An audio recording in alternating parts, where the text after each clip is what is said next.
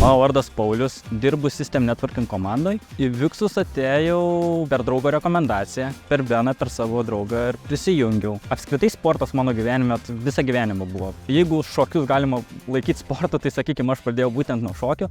Po kurio laiko, kai pradėjau pats galvoti, ką aš noriu veikti gyvenime, ką aš noriu sportuoti, tiesiog nusprendžiau išbandyti save komandinį sporto šokoje ir būtent Panevėžy pradėjau lankyti futbolą. Tu sportuoji, tu galvoji, kaip čia, nežinau, daugiau savo iššūkių duoti. Aš dar nebuvau prisijungęs prie Viksų, dar nebuvau nei su komanda, su nieko susipažinęs ir Benas sako, planuojam eiti į Vilnelę, pradėjome eiti su Monika, su mūsų Viksų Lietuvoje vadovė. Gruodžio mėnesį lendam į Vilnelę ir pasidarom nuotrauką, uploadinam į Slacką ir maždaug sakom, štai naujas onboardingo planas. Nuo šiol visi, kas prisijungia prie Viksų, turės lysti Vilnelį ir tokiu būdu bus testuojami. Po kurio laiko galvoju, kodėl man nepradėjus tiesiog kiekvieną dieną eiti į Vilnelę. Vasaros pradžioje pradėjau tą daryti ir kol kas iki šiol sėkmingai tą darau. Eini iš karto su šotais, su kuriais ir lendi į Vilnelę. Dažniausiai nueinu iki vietos, kur jau prasideda jau žemė, tai yra žolė, stengiuosi nusimauti tapkes toje vietoje, jau pradėti eiti basomis kojomis. Sakoma, kad browningas vadinamasis yra sveikatai naudingas dalykas. Pagalvoju, kodėl tiesiog nepridėjus tokio dalyko.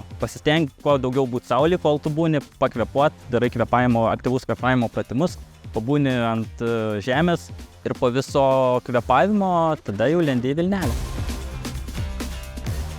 Reikia būti kaip minimum 2 minutes, galima rasti iš tiesų skirtingų nuomonių, sakoma, tarp 15 galima būti daugiau 15, kad neverta ir panašiai. Tai po truputį iš tiesų mano visa rytinė rutina taip ir susidėjo. Pradėjau nuo dušo, nieko daugiau nebuvo, buvo tik dušas, tada prasidėjo Vilnelė, kuri pakeitė dušą, tada prasidėjo kvėpavimas, tada prasidėjo kvėpavimas lauke. Tada pradėjau galvoti, reikia pabandyti kažkokiu konkrečiu laiku tą daryti ir po to galiausiai galvoju, kaip čia savo miego režimą tada suderinti su tuo, kad atsikeltum panašiai, kada saulė teka ir taip toliau. Tai po truputį tu tiesiog updeitini, galima sakyti, savo rytinę rutiną iki tokio lygio, kokia jinai yra dabar. Žaidžiu futbolo klube Viltis, kuris įsikūrė 2008 metais ir žaidžiam antroje futbolo lygoje. Tai mūsų komanda, galima sakyti, yra tarp profesionalių ir mėgėjiškų, toks semi-pro lygis. Mano pozicija aikštelėje šiaip jau ir nuo vaikystės visada buvo krašto gynėjo. Kalbant apie senbuvis, kurie jau sužaidė 150 varžybų plus, tai esam likę 3. Ir yra dar turbūt kokie 7 žmonės, kurie 100 plus varžybų yra sužaidę. Būna, kad turiu tik vieną poilsio dieną per savaitę. Yra buvę, kada neturėjau nei vienos. Niekam nerekomenduoju to daryti. Kartais reikia mokėti atsijungti ir nuo sporto, nes žmonės, kurie tuo gyvena labai daug, kartais pamiršta tiesiog ilsėtis. Futbolo pasauly, kaip sakoma, reikia savus palaikyti.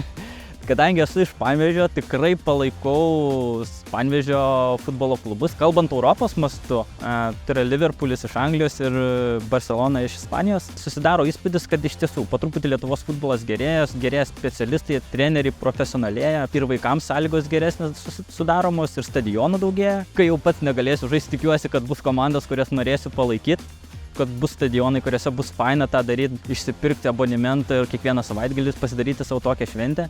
Aš labai to ir tikiuosi iš tiesų.